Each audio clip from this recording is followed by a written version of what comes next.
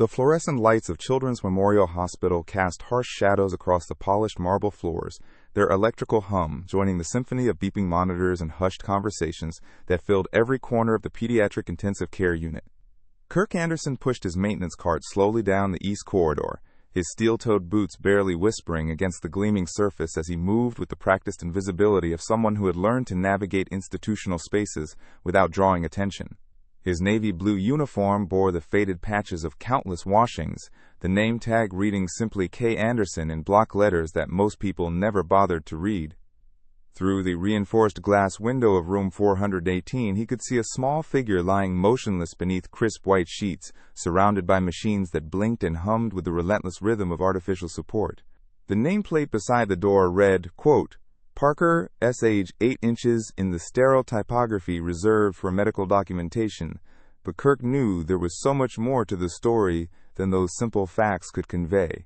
He had been working the maintenance rotation at Children's Memorial for 18 months now, long enough to recognize the patterns that distinguished routine cases from the tragedies that would haunt hospital corridors for years to come.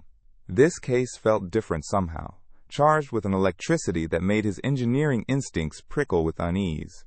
The child had been admitted 3 days ago with symptoms that seemed to baffle the entire medical team, a constellation of neurological signs that didn't fit any standard diagnostic framework. The smell of disinfectant couldn't quite mask the underlying sense of fear and hope that permeated every surface of the pediatric wing, creating an atmosphere that was simultaneously sterile and intensely human.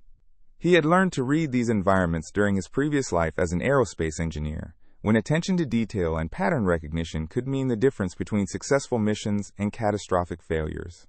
Those skills had served him well in his current position, allowing him to notice things that others overlooked, to see connections that escaped more conventional observation. As he approached the nurse's station, fragments of conversation drifted through the air like smoke from a distant fire. The attending physician was speaking in the measured tones reserved for delivering difficult news, his voice carrying the weight of professional uncertainty that Kirk had learned to recognize as a danger signal.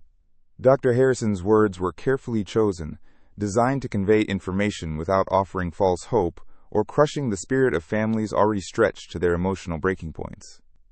The conversation at the nurse's station involved a woman whose presence seemed to alter the very atmosphere of the corridor, drawing attention despite her obvious attempts to remain inconspicuous.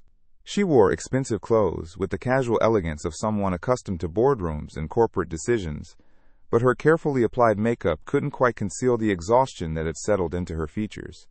Her dark hair was pulled back in a style that suggested professional competence, but strands had escaped to frame a face that spoke of sleepless nights and desperate prayers.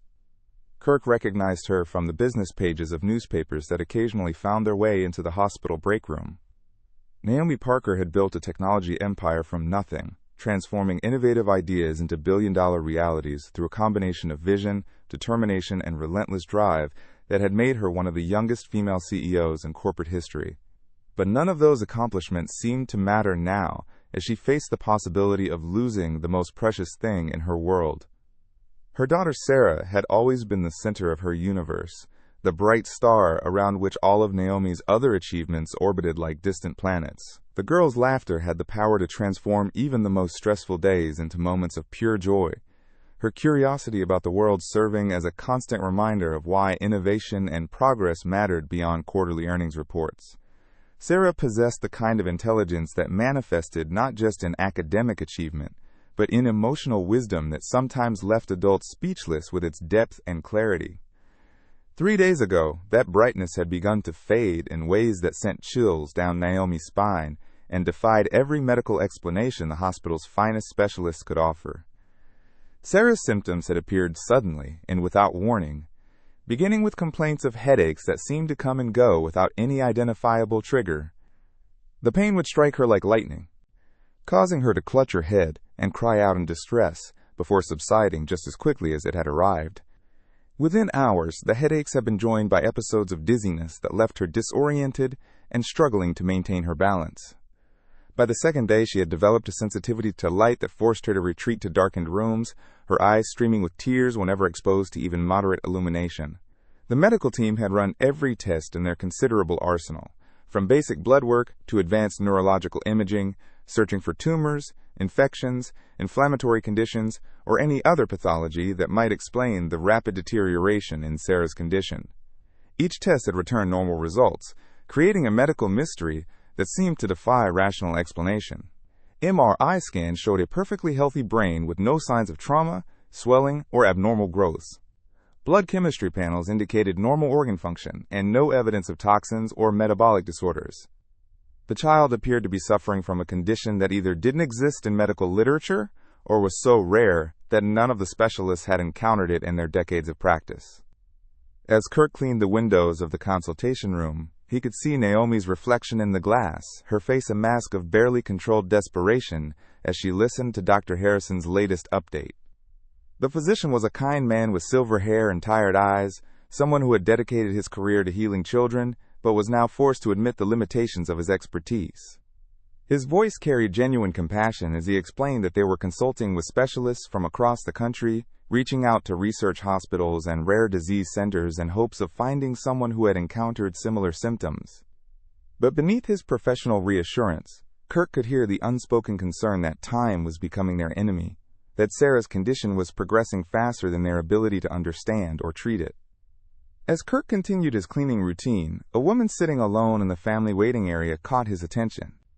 She was younger than Naomi, but carried herself with a similar combination of professional competence and personal vulnerability, her designer handbag clutched against her side like armor.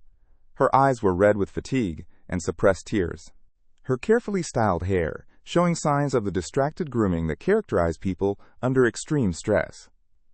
Kirk slowed his pace as he passed her, his attention drawn to the conversation she was having on her cell phone. Her voice was pitched low to avoid disturbing other families, but the corridor's acoustics carried her words with crystalline clarity.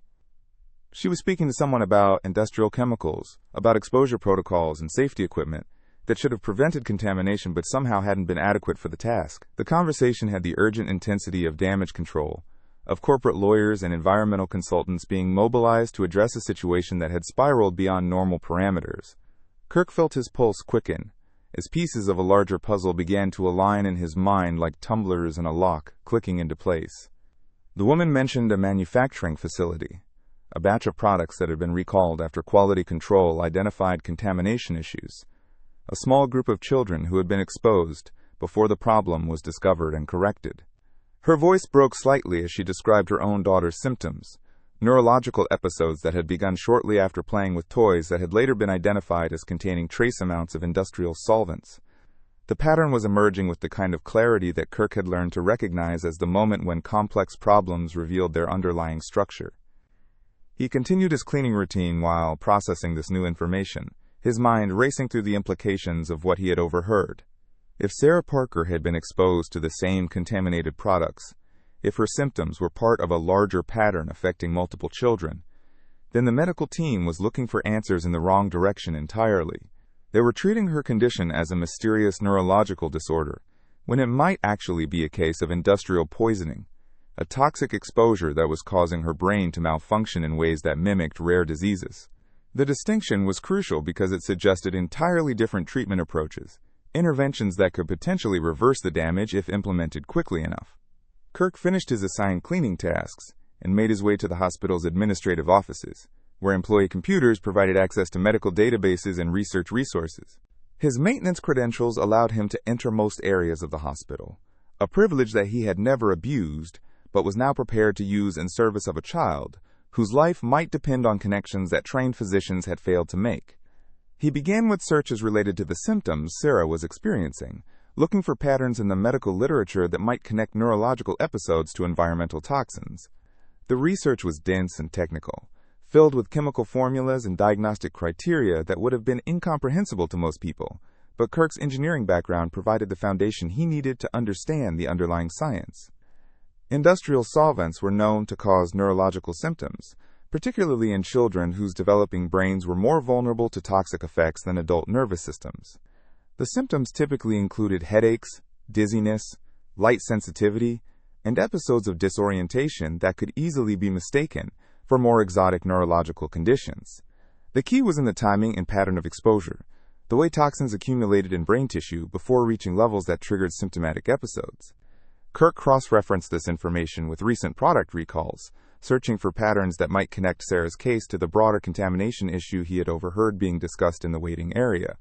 The search results painted a disturbing picture of a manufacturing defect that had allowed industrial cleaning solvents to contaminate a line of children's toys, products that had been distributed widely before quality control systems detected the problem. The recall had been issued 3 weeks ago, but the notification process was complex, and many families were still unaware that toys they had purchased might pose health risks to their children. Kirk's hands trembled slightly as he accessed the recall database and found the specific products that had been identified as contaminated. The list included several items that were popular with children Sarah's age, toys that could easily have found their way into the Parker household through normal retail channels. The timeline fit perfectly with the onset of Sarah's symptoms, suggesting exposure that had occurred just before the medical crisis began. He printed the relevant documentation and gathered additional research papers that described treatment protocols for similar cases of toxic exposure. The interventions were time-sensitive, but potentially very effective if administered before permanent neurological damage occurred. The key was to eliminate the toxin from the child's system while supporting brain function during the recovery process, approaches that were well established in environmental medicine but might not be familiar to physicians who specialized in other areas of pediatric care. As the afternoon wore on, Kirk found himself face-to-face with a decision that could change everything for Sarah Parker and her family, but might also jeopardize his own employment and future at the hospital. He was a maintenance worker with no medical credentials, no official authority to insert himself into patient care decisions, and no protection if his intervention was unwelcome or incorrect. The rational choice would be to pass his findings along to the appropriate medical personnel and trust that trained professionals would evaluate the information according to established protocols. But Kirk had learned through bitter experience that institutional systems didn't always respond quickly enough to save lives that hung in the balance, that sometimes the most important interventions came from unexpected sources who were willing to risk everything for the chance to make a difference.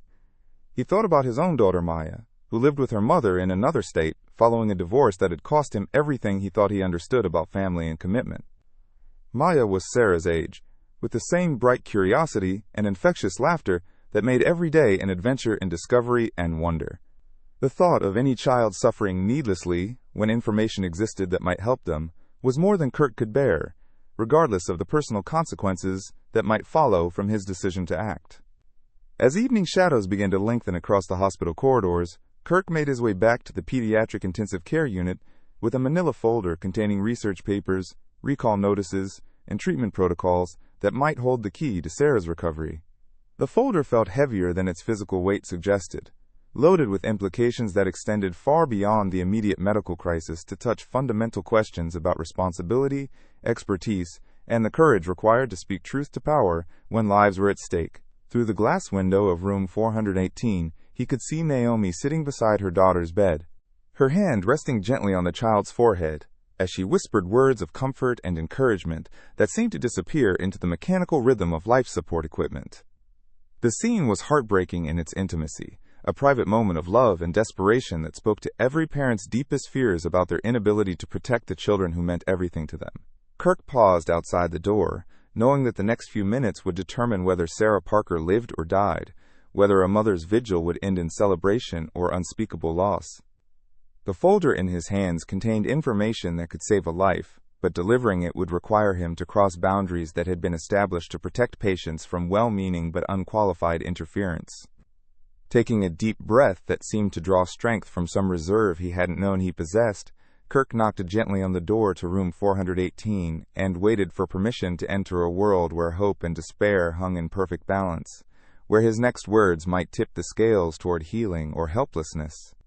Naomi looked up from her daughter's bedside as Kirk entered the room, her eyes reflecting the wariness of someone who had learned to be suspicious of unexpected interruptions in a place where bad news traveled faster than hope. Kirk's maintenance uniform marked him as part of the hospital's invisible infrastructure, someone whose presence was routine and unremarkable under normal circumstances. But there was something different about this particular worker, an intensity in his eyes that suggested purpose beyond routine cleaning tasks. His movements were careful and deliberate, lacking the casual efficiency that characterized most hospital staff who had learned to navigate around medical equipment and family members with automatic precision. The manila folder in his hand added another layer of anomaly to a situation that was already charged with uncertainty and desperate hope. "Mrs. Parker," Kirk said quietly, his voice carrying the respectful tone he had learned to use when approaching families in crisis. "I'm sorry to intrude during such a difficult time. My name is Kirk Anderson. I work maintenance here at the hospital, but I have some information that might be relevant to your daughter's condition." The words hung in the air like an electric charge, their implications spreading through the sterile room in waves that seemed to alter the very atmosphere around Sarah's bedside. Naomi's expression shifted from polite attention to sharp focus as she processed what Kirk was actually saying, the possibility that this unexpected visitor might hold keys to mysteries that had baffled the hospital's most experienced specialists. Her corporate instincts kicked in automatically, evaluating Kirk's credibility and motivations with the same analytical framework she used to assess business proposals and strategic partnerships. But beneath her professional skepticism was a mother's desperate willingness to consider any possibility that might help her daughter, no matter how unlikely the source or unconventional the approach. "I don't understand," Naomi replied carefully, her voice controlled but carrying undertones of barely suppressed hope. "What kind of information could you possibly have about Sarah's medical condition?"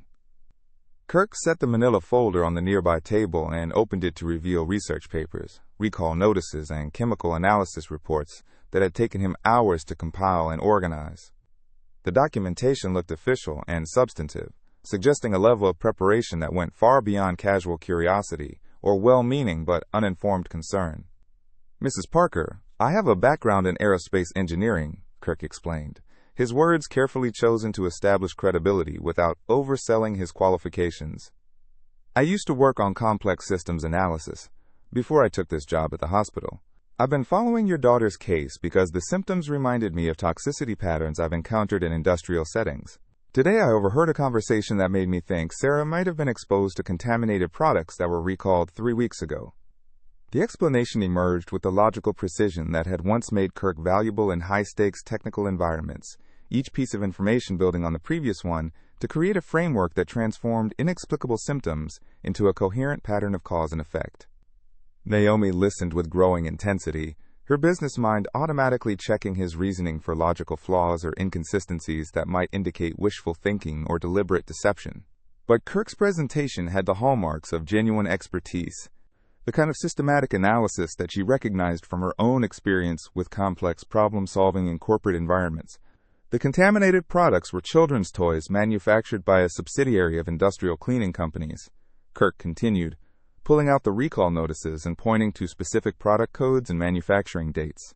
The contamination involved trace amounts of neurological toxins that can cause exactly the symptoms Sarah has been experiencing. The timing fits perfectly with when her symptoms began, and the progression matches case studies I found in environmental medicine journals. Naomi's hands trembled slightly as she examined the documentation Kirk had provided, her eyes scanning chemical formulas and medical terminology that was largely incomprehensible to her but carried the weight of scientific authority. The recall notices were official government documents with regulatory agency letterheads and legal language that spoke to the seriousness of the contamination issue.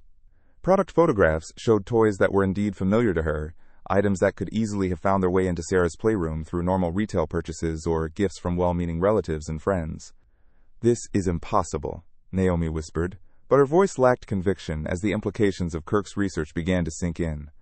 "The doctors have run every test imaginable. How could they have missed something like this?" Her question carried the anguish of someone discovering that her daughter's suffering might have been preventable, that answers had been available if only someone had thought to look in the right direction. Kirk's expression was compassionate but determined as he responded to her disbelief. Environmental toxins are often overlooked in hospital settings because the symptoms mimic so many other conditions, he explained gently. The exposure levels are usually too low to show up in standard blood tests, and the neurological effects can be mistaken for rare diseases that require extensive specialized testing. Unless someone specifically looks for industrial contamination, it's easy to miss the connection between exposure and symptoms. "What does this mean for treatment?" Naomi asked, her voice barely above a whisper as she struggled to maintain composure in the face of revelations that seemed to rewrite everything she thought she understood about her daughter's condition. "Can the damage be reversed? Is there still time to help her?" Kirk's response was measured and honest, reflecting both the promise and the limitations of what his research had revealed. "The treatment protocols I found suggest that early intervention can be very effective," he said, pulling out additional research papers that described chelation therapy and supportive care measures designed to eliminate toxins from nervous system tissue. "But time is critical. The longer the toxins remain in her system, the greater the risk of permanent neurological damage. Most of the successful cases in the literature involve treatment within the first week of symptom onset." The information hung between them like a bridge across an abyss, offering passage to safety but requiring a leap of faith that could prove either saving or disastrous. Naomi stared at her daughter's peaceful face, trying to reconcile the scientific explanations in Kirk's documentation with the inexplicable medical mystery that had consumed her world for the past 3 days. "I need to talk to Dr. Harrison immediately," Naomi said, her voice gaining strength as she shifted from shocked disbelief to purposeful action. Her corporate training took over, providing the framework she needed to transform overwhelming information into actionable steps that might still save her daughter's life. But even as she reached for the call button that would summon medical staff, she turned back to Kirk with an expression that mixed gratitude with bewilderment. "Why are you doing this?" she asked. "You don't know us. You could lose your job for getting involved in medical decisions. What makes you willing to take these risks for a child you've never met?" Kirk's answer was immediate and came from depths of personal experience that he rarely shared with strangers. "I have a daughter about Sarah's age," he said simply, his voice carrying the weight of separation and missed opportunities that haunted every parent who had lost access to the children they loved more than life itself. "I couldn't live with myself if I had information that might save your daughter and didn't share it because I was worried about protocol or personal consequences.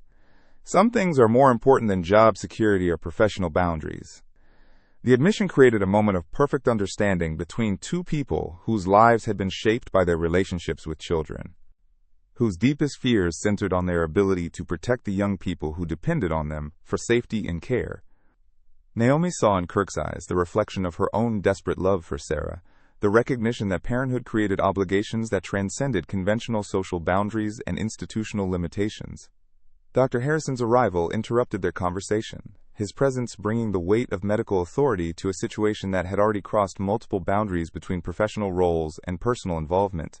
The physician's expression reflected surprise at finding a maintenance worker engaged in detailed medical discussion with one of his patients' families, his eyebrows raising as he noticed the research papers and recall notices spread across Sarah's bedside table.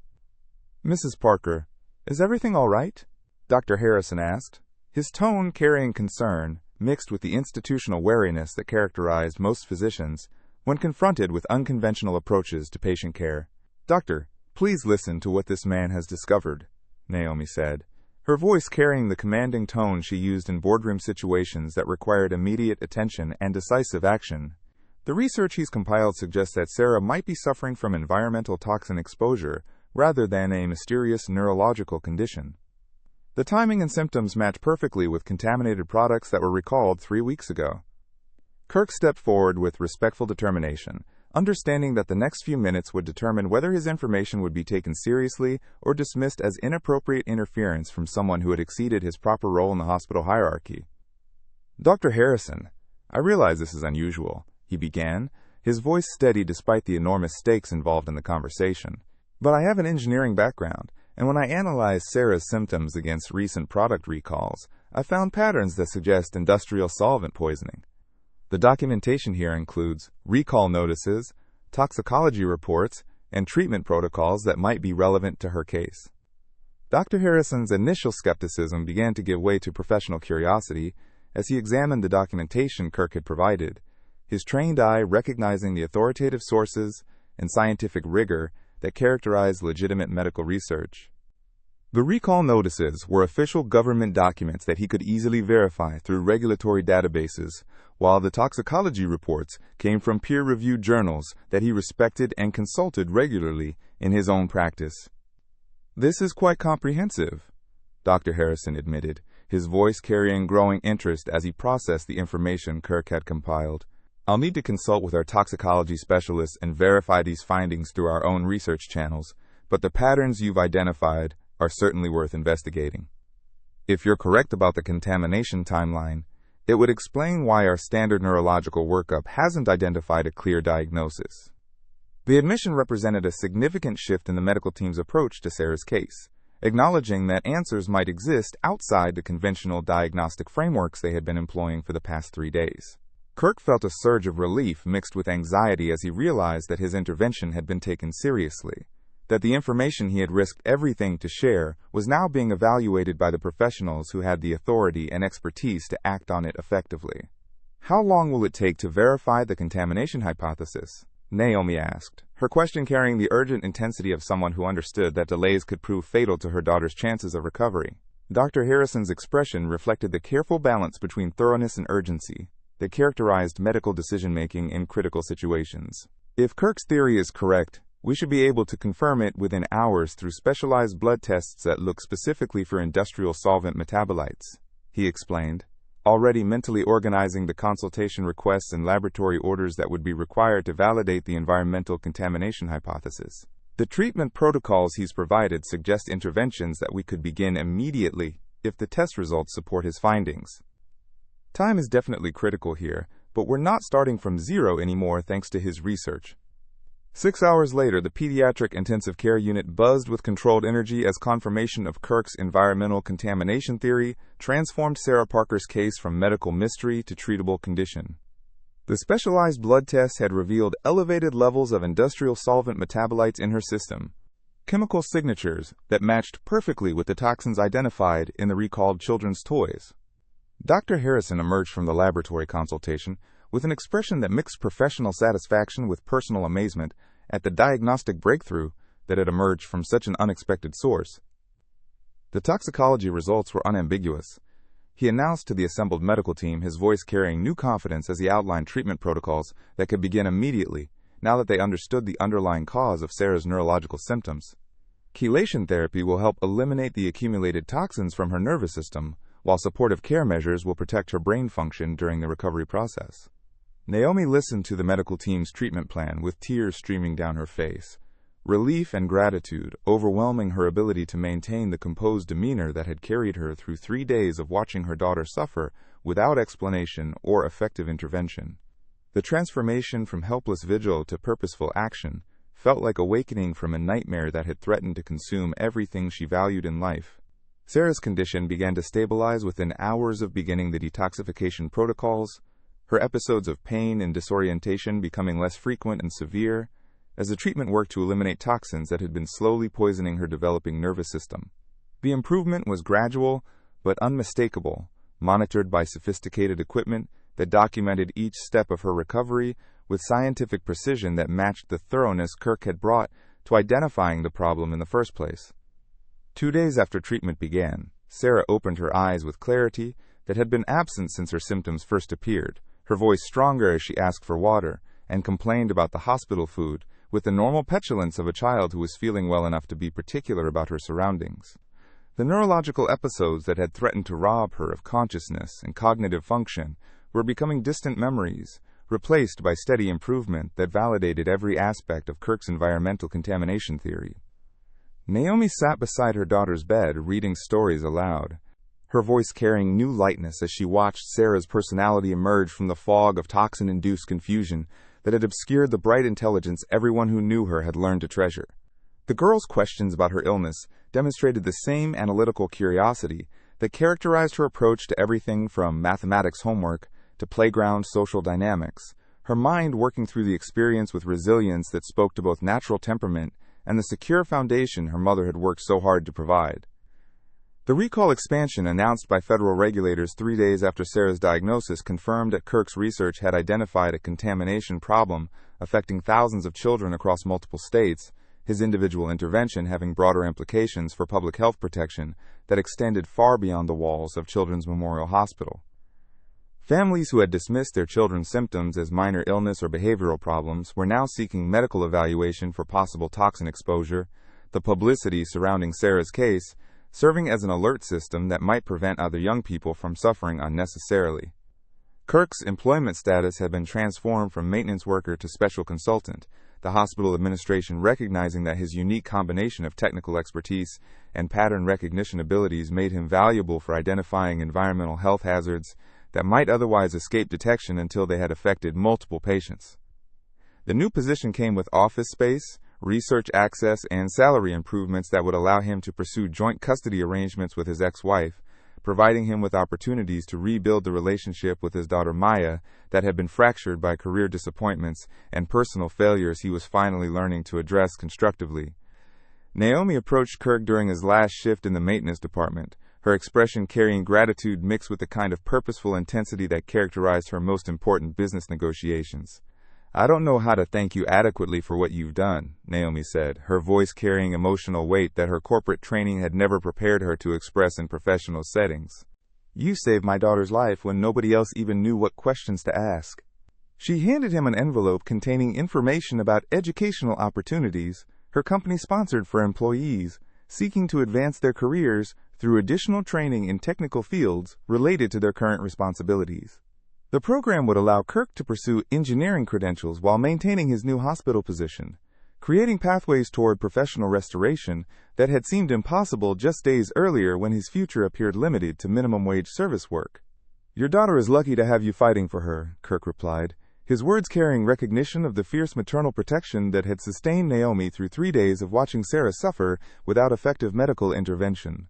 But the real credit belongs to everyone who was willing to listen when unusual information emerged from an unexpected source. Their conversation was interrupted by Sarah's voice calling from her room, her tone carrying the imperious authority of a child who had decided that hospital routines were insufficiently attentive to her immediate entertainment needs. "Mom, the lady with the stethoscope says I can go home tomorrow if I promise to take yucky medicine for 2 more weeks. Can we stop at the toy store on the way home? I want to look at everything really carefully to make sure it's not poisonous." Naomi laughed with genuine amusement for the first time since Sarah's symptoms had appeared, the sound echoing through corridors that had become too familiar during days when laughter seemed like a luxury from a previous life, before medical crises had redefined every priority and assumption about what mattered most in their carefully constructed world.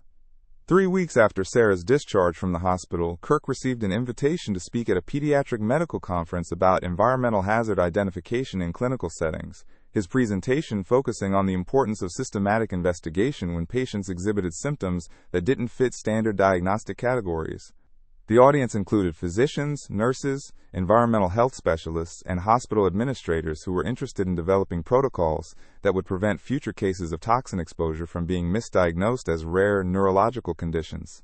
His talk emphasized the value of interdisciplinary collaboration and the need for medical institutions to remain open to insights from unexpected sources, themes that resonated with healthcare professionals who had encountered their own cases of mysterious illnesses that had eventually proven to have environmental rather than genetic or infectious causes. Kirk's relationship with Naomi had evolved into professional collaboration as her technology company developed software applications designed to help hospitals track environmental exposure risks and identify patterns that might indicate contamination issues affecting patient populations.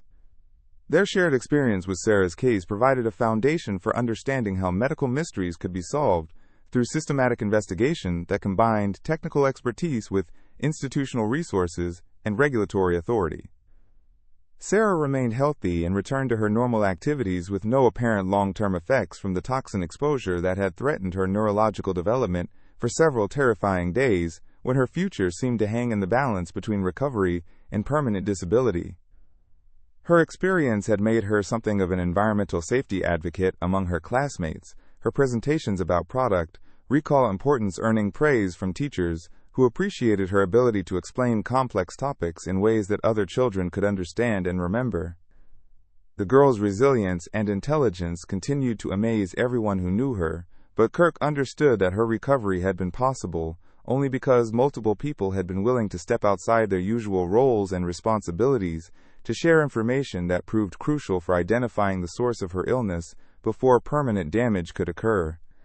Maya visited Kirk for an extended weekend during his 4th month in the new position, their time together including tours of his research facility and explanations of environmental health work that captured her imagination in ways that reminded him of his own childhood fascination with understanding how complex systems functioned.